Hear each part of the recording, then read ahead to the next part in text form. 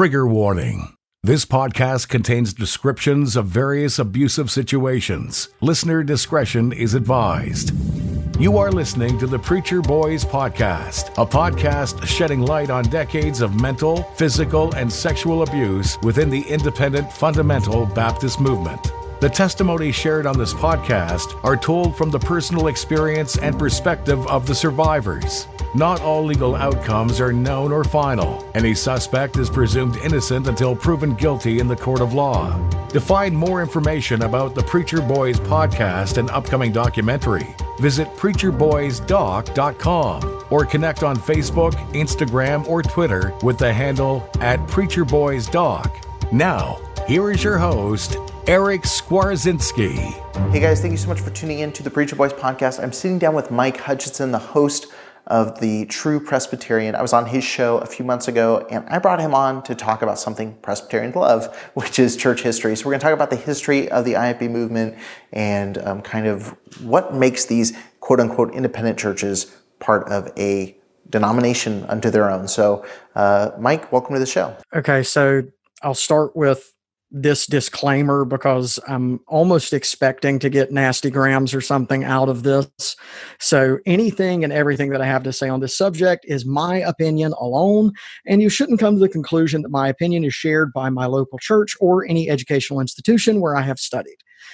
Now that we've gotten that out of the way, in some ways there's a definition problem. There is a moving target when it comes to defining fundamentalism, just kind of from the outset. So one thing that's a piece of that is that culturally fundamentalism has kind of come to mean, anyone that's to the right of me. And then there's the even bigger problem on top of that, which is like which fundamentalism. But we can talk about it as a movement. I don't think that that's unfair at all. Well, and it's, to be clear, they do. People who have that rebuttal, I'm like, do you go to conferences? Do you ever? They talk about it as the independent fundamental Baptist movement. I didn't make up the term to talk about them. Right. I'm using their vocabulary.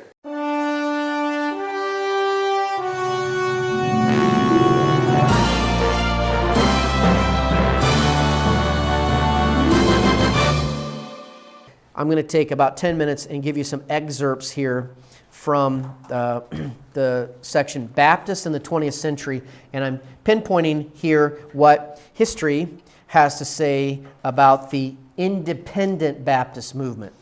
And I think that you can see that in a number of ways. I think the easiest place to go is to just the shared origins of the fundamentalist movements from the outset. So it kind of, the way that I come into this is as a Presbyterian.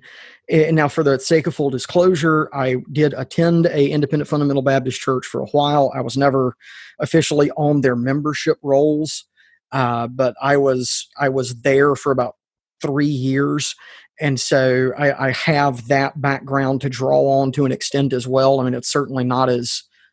My background in the independent fundamental Baptist churches is not as deep or extensive as yours is, or as some of your other guests, but I do have a little bit to draw on. And so if you want to come at it more from the Presbyterian angle, and that is important because there is a dependence within the fundamental movement at its earliest stage on a number of Presbyterian theologians. And so you have guys that are out there that are, early fundamentalists that are being influenced and are drawing from influences from people like Benjamin Warfield at Princeton, or J. Gresham Machen, who was at Princeton and then founded Westminster Seminary in Philadelphia. But where this really kind of explodes, at least within the Presbyterian world, is that you have a division in Presbyterianism about 1839 that's the old school, new school division. And this is a debate over how tightly we should be tied to our confession of faith. Because as Presbyterians, we have the Westminster Confession of Faith and larger and shorter catechisms. These are what we believe, teach, and confess as a church. And this is what I believe, teach, and confess, not just because it's my church's confession, but because it's my confession. And so that's kind of the background there. But what happens on the other side of this is that within the Presbyterian church, you have a split in 1837-ish, and then there's a reunion about 40 years later. And so you always have these two competing forces in Presbyterianism. One that is more loose and free with the confession, and others that are more rigidly tied to it. Now, by the time you get to the origins of the fundamentalist controversy, you have this controversy reaching its tendrils everywhere. So this is not just a Baptist phenomenon. And so you see it splitting denominations all over the U.S. You see it in the Baptist world. You can see it in the Presbyterian world. You can see it in other places too. I mean, it reaches its tendrils into Methodism as well, which is a fun and unscratched piece of history that most people haven't ever looked into. But on the Presbyterian side, what's intriguing, at least from my perspective as a Presbyterianism, is that by the time you get to the early 1900s, Princeton Seminary effectively stands alone. They're the last truly old school theological seminary in the denomination. And then in 1929, it's reorganized. And effectively, the theological modernists take control. And when they do, they run out all of the conservatives. And so J. Gresham Machen leaves, as well as a bunch of others. And two things come out of that. There's a new seminary and there's a new denomination. The new seminary is Westminster Seminary in Philadelphia. The new denomination is the Orthodox Presbyterian Church. Well, within, I think it's 3 years, I'd have to take a look at my Presbyterian Church history again, the OPC splits. Because what we discover is that there are a group of people that came out that had a common enemy, but they didn't have a common theology. And so the denomination splits. You have the OPC, which continues, and then you have the fundamentalists themselves, which come out of the OPC and form the Bible Presbyterian Church. And they split over alcohol and dispensationalism. That sounds like a Baptist split. Well, and that really is in a lot of ways what it was. If you think Jesus turned water into Mogan David, you interpret Scripture like a Jehovah Witness.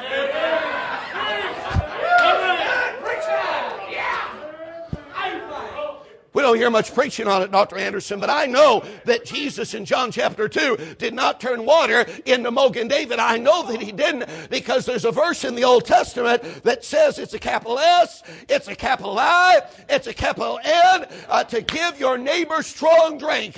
So if Jesus would have turned water into Mogan David, that would have been sin, and he couldn't be the sinner's sinless, supernatural, spectacular substitute.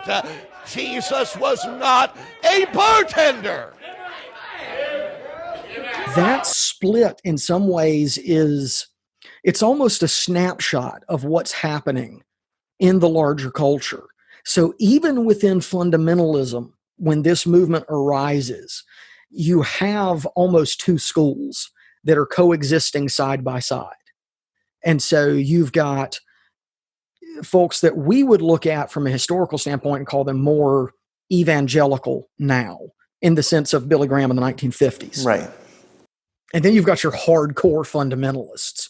And so that's a whole different side of kind of the movement. But the touchstone for most people is this 12-volume work that was published by Milton and Lyman Stewart called The Fundamentals. I actually have a copy of it over here on my bookshelf. And it is a collection of essays that are aimed at a German higher critical thought or system of doctrine that was really prevalent in late 19th and early 20th century religious thought. And that's sort of where this starts. And then by 1910, you have the two kind of movements that coalesce. You have the Niagara Bible Conference on one side, and then you have the 1910 General Assembly for the Presbyterian Church USA. And what they arrive at in the thick of this sort of controversy is like, okay, we want to be able to agree on something. So let's find 5 bedrock principles that we can agree on. And so the 5 fundamentals then are sort of coined. So you have inerrancy of Scripture as it's given in the original manuscripts. which was the early position, the virgin birth, the substitutionary atonement, the literal resurrection of Christ, and the historicity or the historical reality of Christ's miracles. And so that becomes sort of the touchstone for early fundamentalism. And now you can agree on those things, whether you're Presbyterian, Baptist, Methodist, whatever the case may be. And that becomes, in some ways, the anchor that's intended to hold. But there are problems even with those things from the outset. Right. So, so obviously, so this is early, so you have late 1800s, early 1900s. So it seems like around the time that they split into two groups, that's about when trouble started brewing within the Baptist world. It was like literally 1920s, then the Baptists decided to have their own kind of, divorce from each other. And I argue now, I think that Southern Baptist Convention is about to go through a second version of this any day now with all the chaos that's happening right now. And it really seems like one side reminds me a lot of independent Baptists and one side very much is just traditional evangelical. So it's interesting that you were bringing that up because it does seem like that same split's about to happen again. But so talk to me a little bit about, obviously this is something every denomination goes through because there's always going to be people who, as new generations come in, the old one will say you're not being strict enough, or there'll be a generation that says you're not being loose enough. And so there's going to be disagreements about how things are done. There's going to be different opinions about how to engage the culture, how to, I mean, if you look at even Baptist history, like there's been a lot of splits over like how involved do we get in the, media or in this form of, fill in the blank. So, you're about to see the number one thing above all things I could talk about that has destroyed our testimony, that has robbed our home. You're looking at it right there. That's it, the television. And the dirty, rotten computer and all the filth that comes on that too. While your wife's cooking, you say, children, you may want to move back a little bit. And you take this thing. You say, I hate that thing. I hate that thing. I hate that thing. I hate that thing. I brought you on because you've done a lot of like hardcore research on a lot of church history. I've done a lot of like, my focus has been abuse. So like most of my research is, 1950s, like Jack Hyles onward into that. And that's where I'm seeing the connections. And I see them connected with the tendrils of abuse. But I was actually reading, the first time I ever actually read in a book format any church history was in Jerry Massey's book, which is Schizophrenic Christianity, which is a very easy to read kind of breakdown. But she notes 1922 with J. Frank Norris being the kickoff when they were denied access to the Southern Baptist or the Baptist Central Convention, and so what I always heard growing up was, and I didn't get the Trail of Blood thing. I never heard any of that stuff until talking to graduates of different Bible colleges. But what I was always taught, and it actually is fairly accurate, is that the IFB started as a response to liberalism in the Southern Baptist Convention. That's what I was always taught. That's somewhat skewed in the favor of independent Baptists as far as what's going on. But that's what I was always taught. What would you say that's somewhat accurate? Would you say that's it's closer than what the traditional IFB teaching on their history is? I would say that is accurate overall. Now there are other pieces of that puzzle though.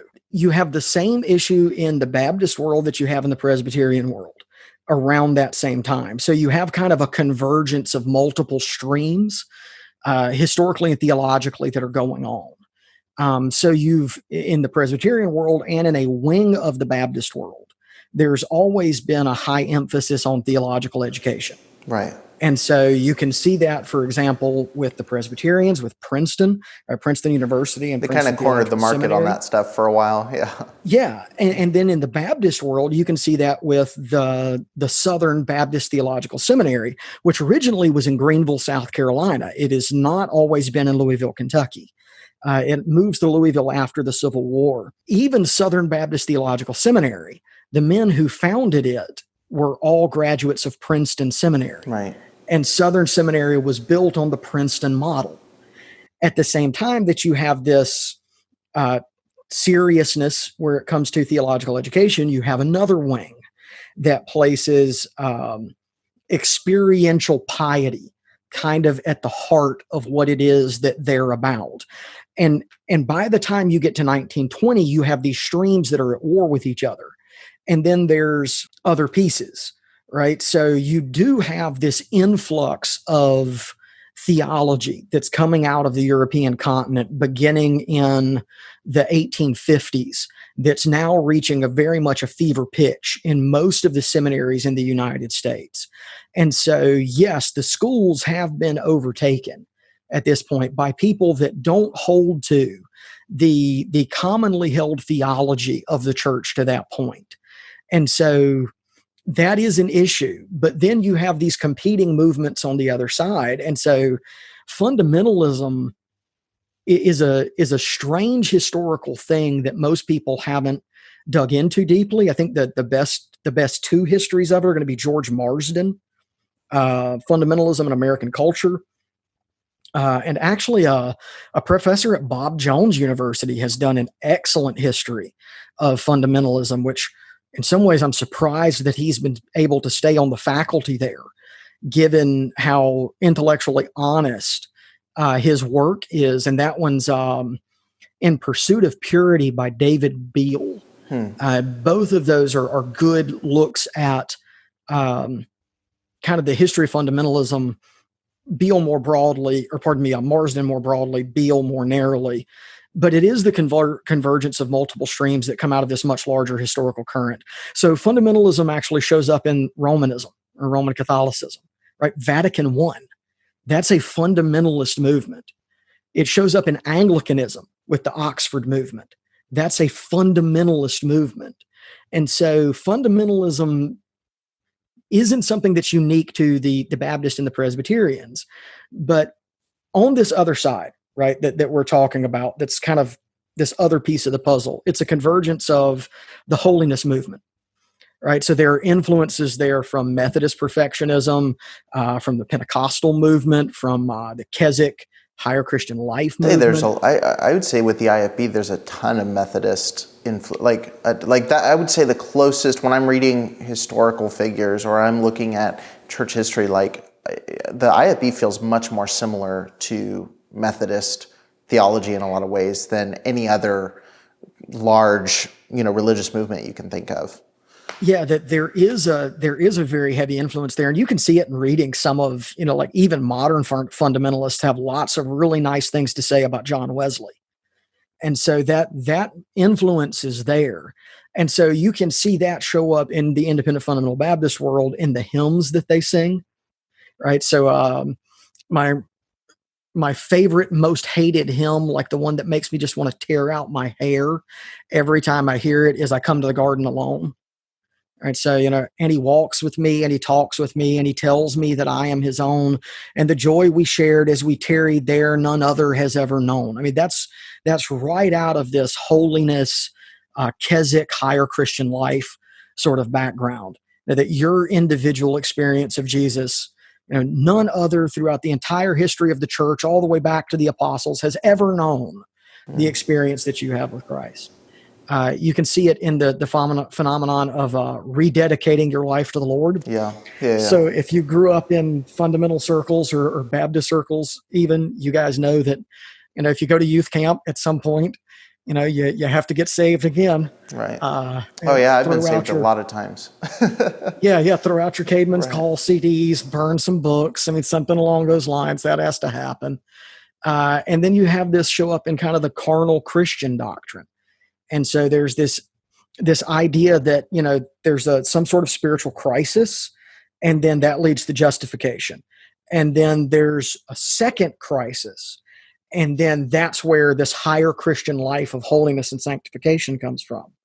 And that may not be stated as explicitly as you'll find it in some of the Methodist movements or some of the Keswick movements, but it's there as this sort of, you might say, almost like an underground river that's flowing under a lot of the practice. That's an interesting way to say it, is being there's a lot of subliminal theology in IFB churches, in the sense of, because I would say, and look, I've traveled across the country to IFB churches, I've sat in Sunday services in probably 13 different states. I've been in several different churches, and they are all very similar. And even in the style of preaching, there's a couple that stand out where they have some more theological depth or so on. But for the majority, it is very opinion driven, and then the theology is very subliminal. So they may never teach explicitly on what their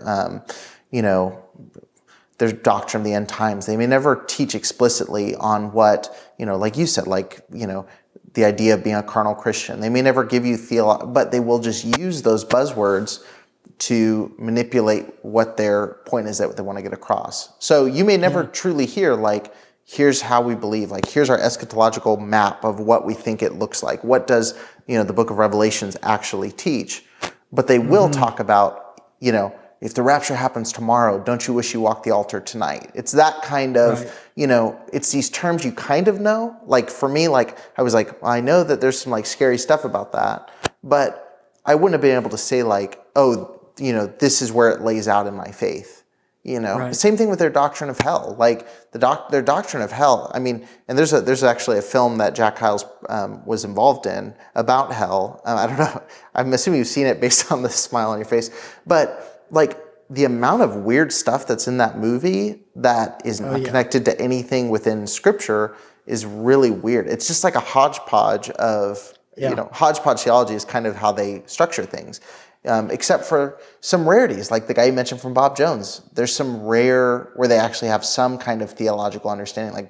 Bob Jones is one of the few IFB colleges that actually is intellectual in how it looks at stuff. Now, them dealing with abuse has not been so pretty, and them dealing with racism has not been pretty.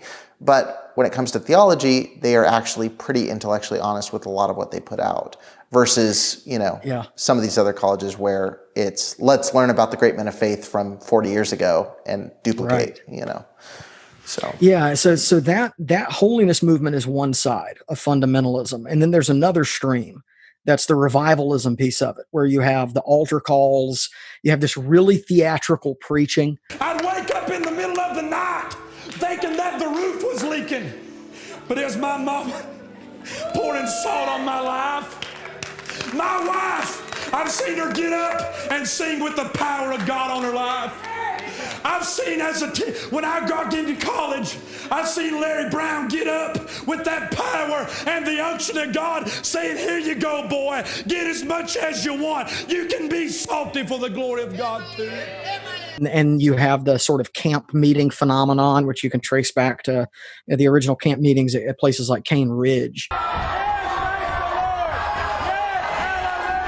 And then you have the really early stream of fundamentalism that's there, which is, your guys from about 1920, where there is this very, and these are coming out of things like, these revivalist roots that go all the way back to George Whitefield and some others. And you also have, the prophetic conferences that were going on prior to the formation of the World Christian Fundamentalists Association in 1919.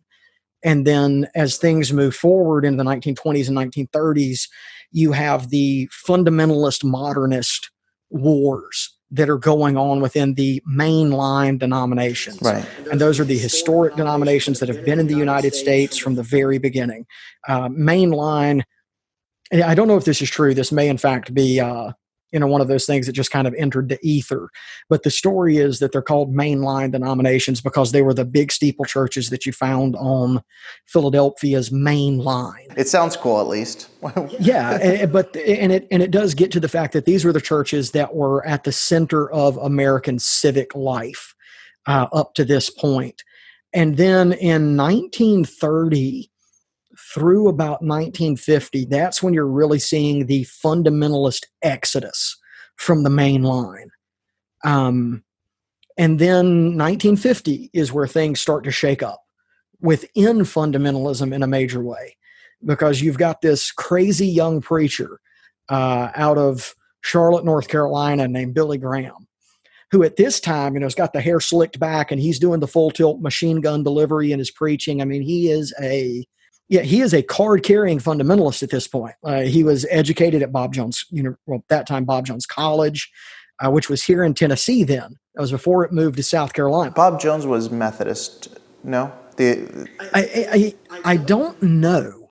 Yeah, so in some ways he's a movement unto himself. I do know that there's Methodist family for him, but I don't know that if you had asked him in 1925 if he was a Methodist, what he would have said. He said, "I believe the Bible." Yeah, that's probably what he would have said. Yeah. Well, I just believe the Bible. But even so, like Billy Graham is something that I see him being, even now, he's a divisive figure within fundamentalist circles. I would say in larger evangelical circles, not so much. I think he's generally respected by most. But within fundamentalist circles, there's a lot of, especially in the latter end of his life, but we don't have to dig into all of that. But in his early, career, if you want to use that word, he was very accepted by the majority and obviously was one of the most beloved evangelists of all time. But then within fundamentalist circles, like he's cited as either someone that brought people together or completely ripped apart, like Falwell, Jack Hyles, all of these guys. It was around that period where that started segregating fundamentalists about do we allow this guy or do we endorse this guy? And in the beginning, a lot of them did. In this day and hour, there are two men who get a big response to every invitation. I'm going to surprise you right now. The first is Billy Graham. He gets a big response to every invitation. Am I right? You watched him. I mean, a lot of people come forward. I'll surprise you when I tell you that a second man who's giving invitation and getting a big response is Jimmy Swaggart. That's right, Pentecostal Assembly of God. Huh? I know him. Jimmy Swaggart. And Jimmy's not a Baptist. He's a gentleman. I got to say that because I know this for a fact. I know what he does. But he gives the invitation. If you watch him on TV sometime, he gives the invitation, you'll see the people streaming forward. I mean, they come. And that's his way. And he preaches. He's one evangelist of the Pentecostal group that actually stands up and just plain preaches. He hits sin, condemns sin, and talks about the Lord, the Savior, and stays on the line. Now, I know he's different from our Baptist view, but in other words, he's doing it. Now, these two men give public invitation that are responded to. But it was, we can get into that. But I think a lot of it was they saw, especially for a guy like Jack Hyles, I think when you really dig into it, I think he saw someone doing what he wanted to do much bigger than he was doing it. I think that was a big motivator in that kind of pushback. Yeah, and so a big piece of that is that by 1960, so before I get there, let's keep in mind that when Billy Graham drops out of Bob Jones Sr. tells him, if you leave Bob Jones, you'll be so outside the will of the Lord that you'll never amount to anything more than a barefoot, backwoods, hick country preacher. So he wasn't a prophet. Say again? So Bob Jones wasn't a prophet then. Yeah, not by a long shot. So even at that early date, you can see this controlling, sort of smothering aspect of fundamentalism has already appeared. It's already there. It's, in some ways, I think that it's baked in a particular stream. And I think that you can, in some ways, trace a lot of it back to someone that you've already mentioned, which is J. Frank Norris. I think that guy, in some ways, is the dark shadow that is cast over the history of fundamentalism. But by the time you get to 1960, Billy Graham has started to explode. Right. And he becomes the trigger for what I would call the fractured fundamentalism that exists now. Because you're right, the big debate becomes, do we endorse or do we not endorse? And the issue, of course, is that he's making common cause with liberal churches and with groups that, I mean, even in the Presbyterian world, there are a lot of us that would deny our churches outright. So, for instance, the Roman Communion. There's an ongoing debate in Presbyterianism going back to the 1830s about whether or not their baptism should be considered valid. And so there are deep theological reasons to have suspicions about making common cause with some of these groups, but then you have another side of that puzzle that's going, hang on, wait a minute, this guy's proclaiming the gospel. And so, like, if we can't unite around this, what can we unite around? And so that becomes in some ways, the trigger. And then at the same time, you have guys like Carl Henry, who in some ways is the founder of the modern evangelical movement as you and I know it. He creates the modern version of the magazine Christianity Today. You have Fuller Theological Seminary in California. All of these organizations are trying to regain a certain amount of the respectability that historic confessional or conservative Christianity had up to 1930. And so there becomes this parting of the ways where the evangelicals come out, and what we would recognize as evangelicals today dissociate themselves from what is now this modern fractured fundamentalism. So that is kind of the big picture. That other stream, I think, and of course, I'm coming with my own bias to this. Right.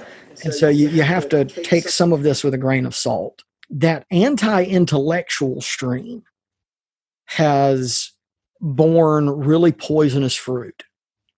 And that's not to say that there have not been problems that have come out of the more intellectual side of the equation either.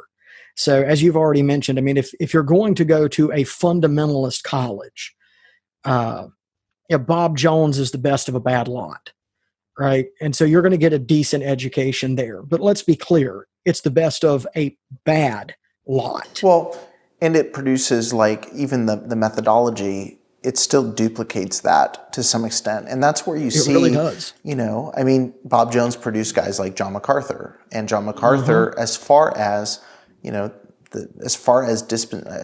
I still have a lot of respect for John MacArthur. He said some things in the last couple of years that I'm like, again, it makes me think that, oh, you did come from Bob Jones University. There's some things he said where, you know, I have a hard time, like me saying that right now is going to have some people say, like, oh, do you agree with everything John MacArthur says, you know? But again, John MacArthur, in a lot of ways, I think has, as far as his work with the Bible, has done a lot of amazing work. His commentaries, outside of the ones that deal with some prophecy, I think are very good. You know, and I've learned a lot through him. But again, when I step back and, like, the more I read of, like, you know, John Calvin, or the more I read of someone that's not, you know, coming from that more recent kind of exodus of that world, you could definitely tell that there's a lot more of emotion and, you know, American cultural impact on his teaching than there is, like, you know, that's why I started drifting more toward an R.C. Sproul or to someone like, is because he was teaching based off of, yes, church history, but it was not church history dated back 30 years. He was teaching off of theology, not theology that had been refined over the last 30 years. It was, where can we look? And he did have things he disagreed with mainline Presbyterian churches about all the time, but he would still examine things within that cultural and historical context, versus even the best out of Bob Jones, like, they're basing it off of, you know,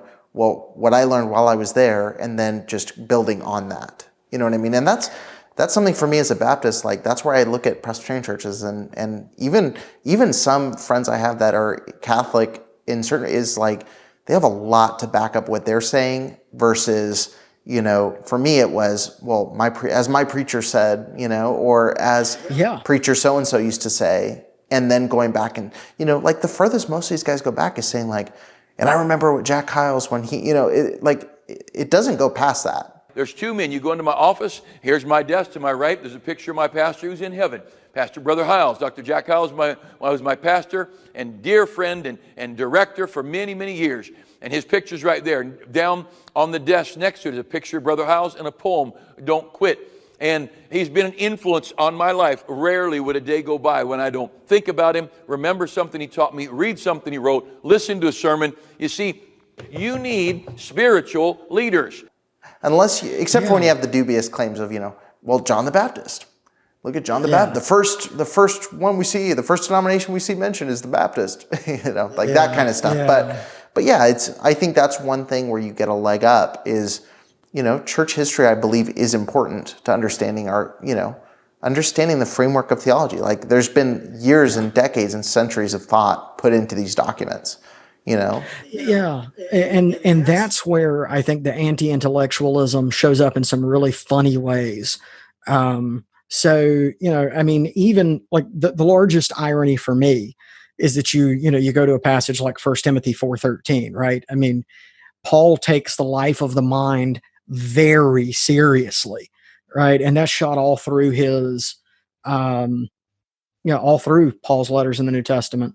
But you don't see fundamentalists producing systematic theologies, right? Or detailed books, for example, on the person of Christ, or major studies on the person and work of the Holy Spirit. Now, obviously, I'm sure that there are some exceptions out there, especially earlier on. But in many ways, you can't. The way that they've structured themselves, it would be disingenuous for them to do it. And I think they would understand the irony of, we're all independent. It's all based on what me and my Bible says, and then I teach it to my church. I think they understand, they still understand the need for community and getting together as churches, but it would look, I cannot imagine Trieber, Paul Chappell, those two guys alone sitting down in a room and saying, let's work on just writing out our systematic theology. It would never happen because they've divided themselves too much. Or even if they could, that it would be anything resembling coherent. Right. It would actually be funny to have them all write one and then just layer them on top of each other and see how many variations there are. And in some ways, like I said, I think that's really baked into fundamentalism when the 5 fundamentals are formed. Right? So your 5 fundamentals, again, inerrancy, virgin birth, substitutionary atonement, resurrection of Christ, historical reality of Christ, miracles. Right? All important things. Okay. So for my conservative friends that are listening to this, I don't deny any of those things. At the same time, there's some things there that are missing. Right. What about the Trinity? Yeah. I think any actual biblical theology stems in those main doctrines. I would have a hard time, Greg Laurie would agree with that. Billy Graham would have agreed with that. And then also R.C. Sproul, John MacArthur, anybody you want to plug in, but that leaves open a lot of room to do a lot of other things. Right. Well, as I just mentioned, the Trinity isn't even included there. So I could deny the most central and significant doctrine of the Christian faith and be a fundamentalist if the 5 fundamentals are all you've got to go on. And so that's how you wind up with this weird trail of blood thing. Right, that you've been talking about. And that's a book that was published by a guy named J.M. Carroll back in 1931. In some ways, that book, I think, is the symptom. If you want to see what the disease of anti-intellectualism looks like, go look at The Trail of Blood. That's a glowing review of someone's book. If you want to see the fruit of anti-intellectualism, just read this book. Yeah, well, so the thesis is effectively that Baptists are the original church, that they belong to a separate stream of Christianity that's distinct from the Roman communion and that's distinct from the Reformation, and that the Baptist church is the true church because the true church is always persecuted. And therefore, these persecuted groups, they had theology that's similar to Baptist theology in some areas, so this must be the true church. Well, then that leads the author of this book to include groups in, as true churches that the church for 2,000 years has recognized as heretics. Right. So he wants to include the Donatists. He wants to include the Cathari. He wants to include the Paulicans. And so the disease is anti-intellectualism, but the symptom is an inability to do anything like research or to do anything like producing something that's historically grounded. And so the result of all of this appears in the church as you can't question the man of God. And that is begging for abuse to start appearing. Yeah. Well, that's one of the foundational principles of a cult, is you cannot question the authority above you. Right. Or the other way that you might see it crop up is you can't read anything outside of our tradition, or you shouldn't read non-fundamentalist authors. Which is what they criticize the Catholic Church for.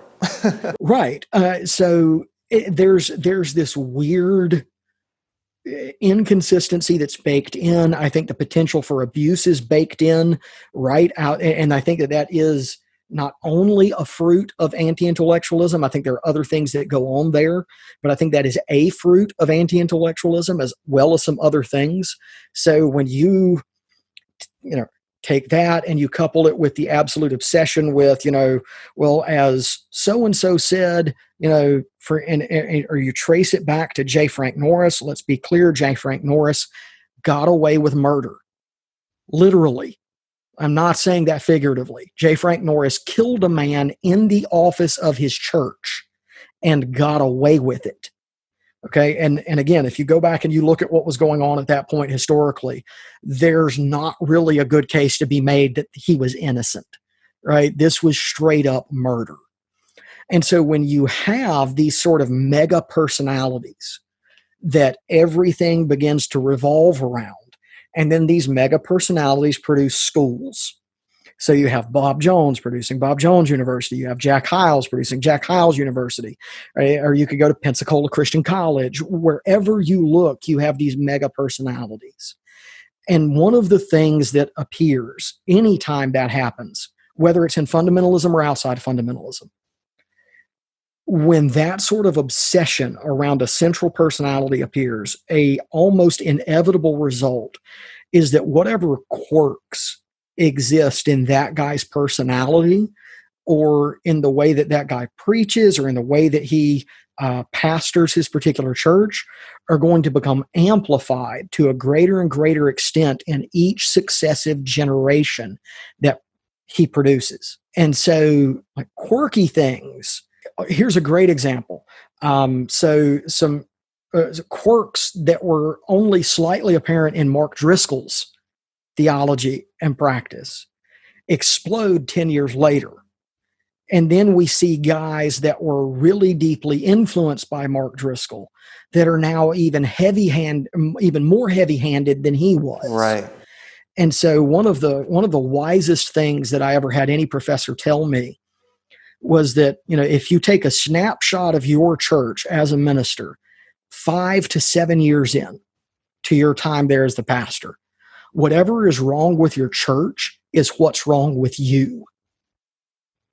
Because by 5 to 7 years, you have so influenced that group of people that the flaws in your character and in your personality and in your theology are going to start to appear in your own church.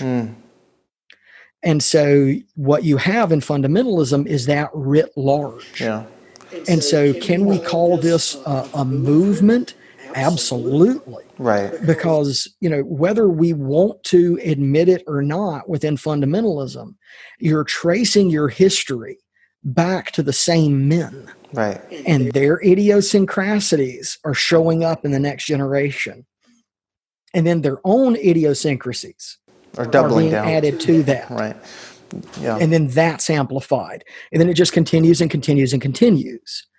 The problem, though, downstream is the question of how do you measure influence in a movement that is as fractured as fundamentalism is?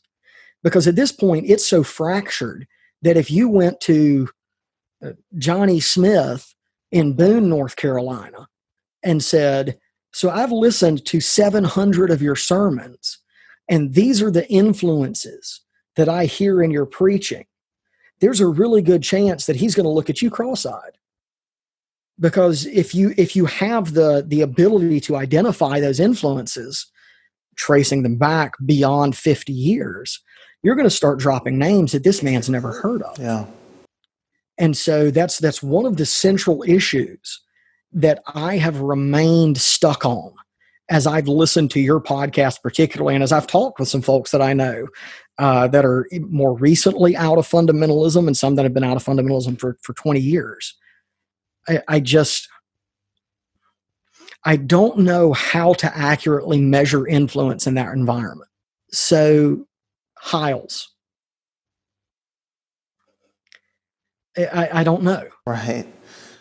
Yeah, it's a bizarre it is a bizarre thing to try to figure out. I mean, and it's one of those things where, like, if you told me to sit down on paper and write out the tenets, like, I could write out some things, and like people have. I mean, even, people have tried to write out. But again, when you're trying to say what percentage of, because Jack Hyles seeped into all of these places. There is some part of him in all of these different churches and schools.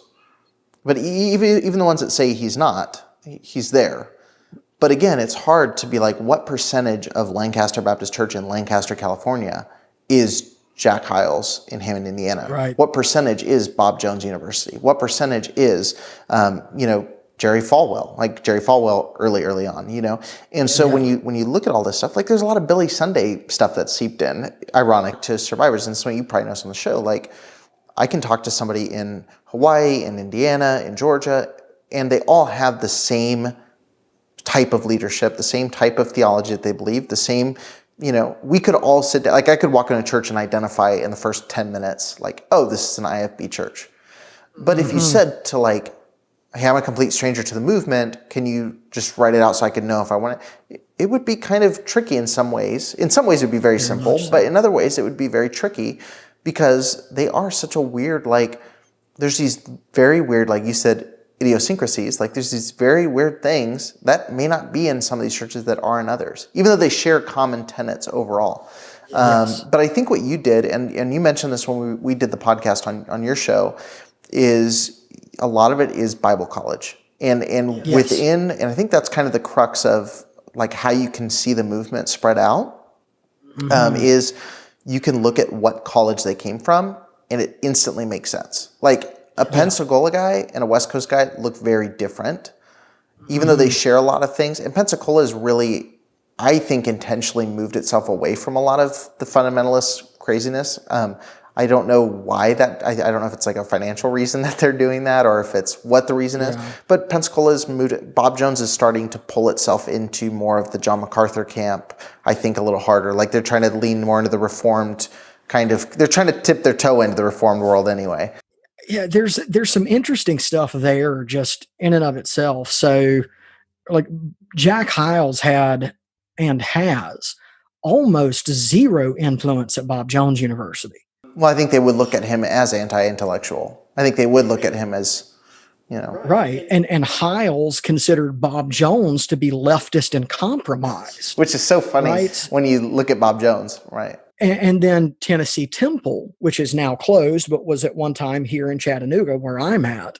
So Tennessee Temple University was too Arminian for Bob Jones University. Yeah.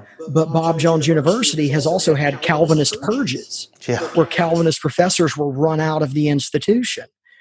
And then you had Pensacola Christian College, which hated Bob Jones for its liberal stance on the text of Scripture because they were non-King James only. And Pensacola accused Bob Jones University, I kid you not, this is my favorite quote in history, of modernistic old Princetonianism, right? And it's like, I'm surprised, to be perfectly frank, that you could string those words together in a sentence. Right.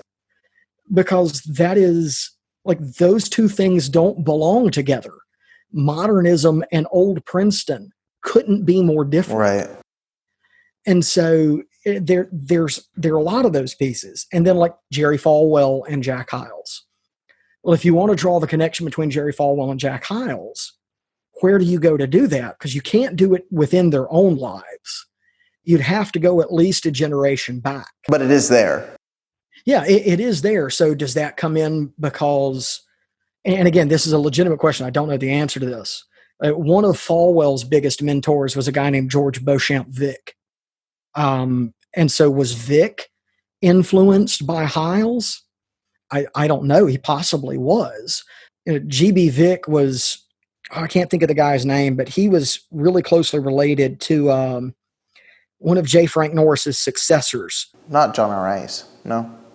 No, not John R. Rice. John R. Rice is the sword of the Lord end of fundamentalism. But Rice did have a connection to Norris, though.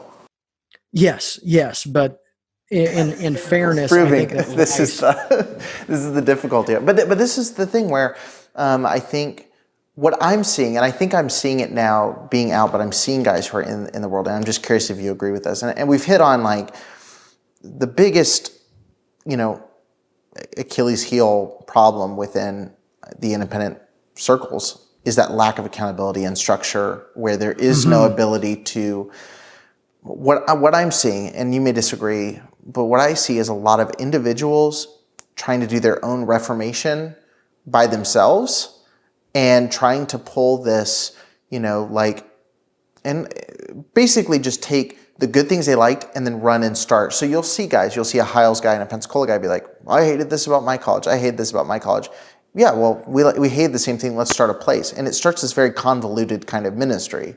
My church growing up, there were guys who were West Coast who were very hardcore on some things. There were guys that were Pensacola that were very hardcore on other things. There were guys from, our pastor was from Hiles, which, considering he's from Hiles, is like a really nice guy, which is like, I'm always like, well, at least got the easiest version of that we could have gotten. But again, It was all these guys, and they all had problems with the prior places, but they also still had some of the weird things. But our church growing up doesn't look like, I can't look at our church and be like, that looks like a Hiles church, or it looks like a West Coast knockoff, or it looks like a Pensacola. It was its own weird thing that had weird characteristics from all of them.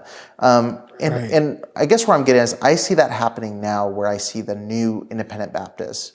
So you have the new IFB, and then you have the new independent Baptists. So you have the new IFB, which is like Steven Anderson and all those wackos, which I think everybody's united against. Oh, those horrible, horrible days when women had no right. Right, let's bring them back. Let's get back to those days. What are you so worried about? What do you think they mean when they say women's rights? You know what they mean? The right to divorce your husband is what they mean. You know what they mean? The right to rebel and disobey your husband, the right to divorce him, the right to go out and get a job and make your own money, the right to tell him what to do, the right to go vote for our leaders, as if women should have any say in how our country is run, when the Bible says that I suffer not a woman to teach, nor to usurp authority over the man, but to be in silence. I am quoting the Bible right now. But it's old-fashioned. Why do you think that women were not allowed to vote until the 20th century? And yet if I get up and say, I don't believe women should vote, because if we're in a democracy which is ruled by the people, I don't want to be ruled over by women. And when the founder of our nation, John Adams, one of the key founders, one of the authors of the type of government that we have in the Constitution, and the bicameral legislature and all of it, the one who laid that out, his wife told him, hey, you need to put something in there that women should be allowed to vote. And he said, you know what? He said, I'm not going from the tyranny of England to the tyranny of women ruling over me. He said, I'd rather have England rule over me. I'm paraphrasing. But that, he said something like that, okay?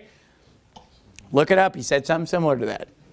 But then you also have the new independent Baptists, where you had, a few years ago, Josh Tice out of Vegas was kind of leading that charge of like, we need to be, basically it was the call to, we appreciate the theology of the old IFB, but we need to realize like all the standards were man-made.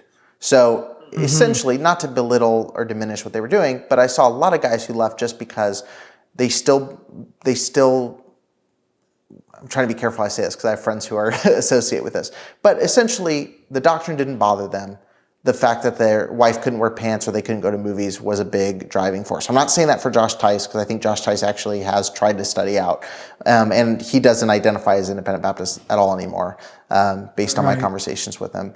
But again, and then you have another little bit of those people that are influenced by guys like J.D. Greear. They coined that term, gospel-centered, which I think in a lot of ways has been a good thing. I've seen it have a very positive influence. But you see other guys who are like, okay, the IFB, what can we take that's good? But also they miss the gospel. Like they misunderstood the gospel fundamentally. And so like I have a very good friend who's a pastor who that's where he's at. Like I'm still an independent church. We still baptize people like Baptists. But I understand that our theology of salvation and sanctification was completely off base of what biblical theology is. So, but again, that's one person influencing their own church. And I see him still try to be friends with these guys who are still in this, movement, but without any kind of group coming together, like there's not going to be any kind of shift I think that independence is hurting. And I noticed that. It does. I told my dad that when I was in high school, as I said, isn't it weird? Or no, it was right out of high school because I started watching debates and things. And I said, Dad, I never even knew people debated the Bible. Like, I never knew that a college would host someone who's not King James only to debate King James onlyism. Right. Because it didn't happen. And I've said it on the show a million times, like, people are probably sick of it, but like, truth has nowhere to hide. If two people sit up there and debate the truth, if someone's earnestly looking for the truth is going to rise to the surface. Like, that's how debates, that's what a good debate should do. And so when you have guys who are doing these one-sided, basically, you know, a Jack Hyles saying, well, John MacArthur's wrong on the atonement, and he blasts him from the pulpit, you know, that's where you get that separatism versus why didn't Jack Hyles ever call John MacArthur and say, come out, let's have a debate about your view of the atonement. You know what I mean? Like, and I think that would have been so much more helpful for the body of Christ as a whole, you know, leaving aside whether or not we think Jack Hyles was part of that. but, you know, that would have been more helpful for the people in the churches as well. Because what you saw was personality conflicts. It was Mars Hill you know, to mention Mark Driscoll again, like, it was Mars Hill times several thousand, all happening on their own across the U.S. with nobody to say you're out. Nobody to say you're stepping over. When Jack Hyles told John MacArthur from the pulpit, you know, I want to take you to the mercy seat and rub your nose in the blood of Christ. Enjoy yourself, John MacArthur, with your bloodless gospel. You'll see that blood when Sunday comes. And I'm going to take you myself to the mercy seat in heaven. I'm going to show it to you, and if Jesus let me, I'm going to rub your nose in it. Any pastor in any institution with any sense of honor or respect for who God is would have said, you are out. Like, you're not going to say, not only is that disrespectful to another pastor, that's incredibly blasphemous. Like, to speak that in that shallow of a way about the blood of Christ, he would have not been allowed to speak in front of a megachurch the next Sunday. And if anybody on his staff had any modicum of respect, they would have pulled. You know what I mean? Like, but that's the thing, is it's independence gone wrong. And we have a ton of independence guys reproducing themselves at the rate that these guys were in the 50s and 60s. It's not going to slow down anytime soon. And that's where you have these kind of this constant conflict between independence and influence, right? So when it's convenient to be independent, they're independent. Yeah. And that's a great little word for them to try and hide behind. But the reality is, like, if you tried to do a family tree, for lack of a better way to put it, of fundamentalism starting from, you know, figures right now, what you would discover once you got back 3 or 4 generations is that you're not doing a family tree anymore. Now it looks like a spider web. Right. And so you've got influences coming in that modern guys wouldn't recognize, but they're there. And so these common influences, again, they're lurking in the background. Or to use the kind of the illustration I used earlier, it's like a gigantic river that's just flowing underneath the surface that they're walking over and benefit from, but that they don't recognize. And that independence is very damaging. And so this is not to say that we have always gotten it right in the Presbyterian world. That is to say that at least in the Presbyterian world, we have a mechanism in place to deal with somebody that goes off the rails. Right. We have a book of church order. Right. Because, you know, my pastor is a teaching elder. That's his title. The other men that sit on our session, which is the group of men that are responsible for overseeing the welfare of the church, are ruling elders. But they're all elders. And so if he starts to go nuts or come off the rails, those elders can rein him in because he's one vote among 10. Right. If the whole session goes sideways, As a church member, I have a mechanism in the book of church order that's set up for me to appeal that decision to the next higher court of church governance, which is our presbytery. That's all of the individual Presbyterian churches' elders in a specific geographical region. So for me, that's the Tennessee Valley Presbytery. And so if my session goes wonky, I can appeal to presbytery. And if the presbytery goes wonky, I can appeal to the General Assembly, which is all of the elders of the entire church throughout the country. Right.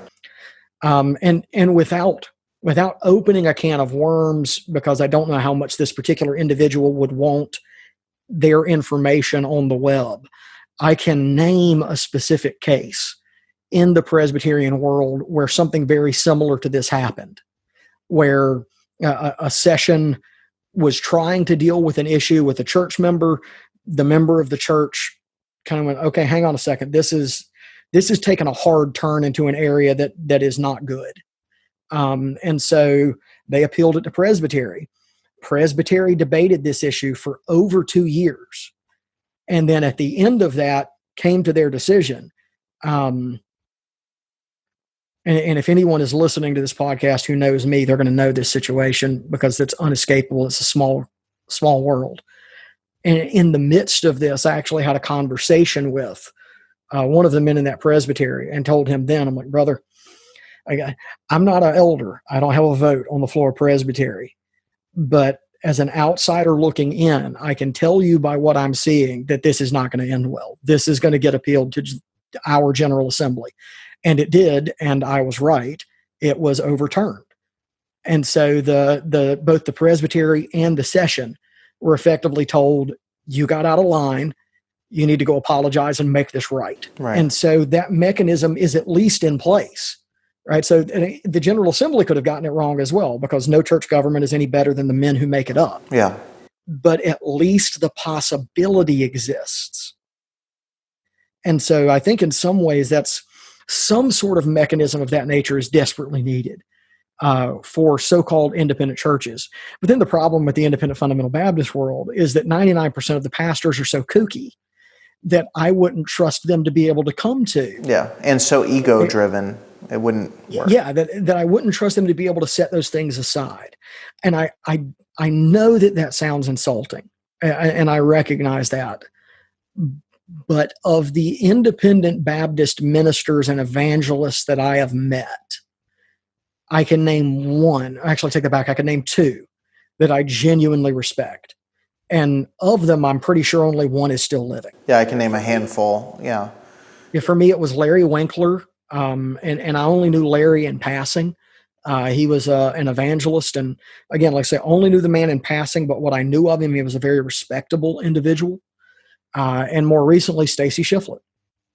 So I would love to sit down and have a conversation with Stacy. Yeah, I'm trying to make that happen because there's a lot of weird idiosyncrasies that he has that I'd like to talk about. Yeah, like to dig down on. All right, guys, thank you so much for watching the Preacher Boys podcast. That was part 1 of my interview with Mike Hutchinson. If you have any questions, be sure to leave them in the comments of this video, or be sure to visit the Preacher Boys website, leave a contact there.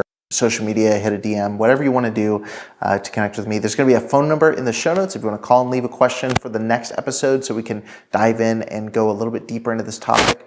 But again, I appreciate you listening. Don't forget there is a Facebook group called the Preacher Boys Official Discussion Group. If you want to take the conversation further with other people who have passed in that world and want to discuss topics like this, it's a great place to be. All right, guys, I'll catch you in the next episode. Thank you for listening to the Preacher Boys podcast. If you appreciated the content on the show, please leave a review on iTunes and don't forget to connect with us on Facebook, Instagram, or Twitter with the handle @PreacherBoysDoc. Additional information can always be found on PreacherBoysDoc.com.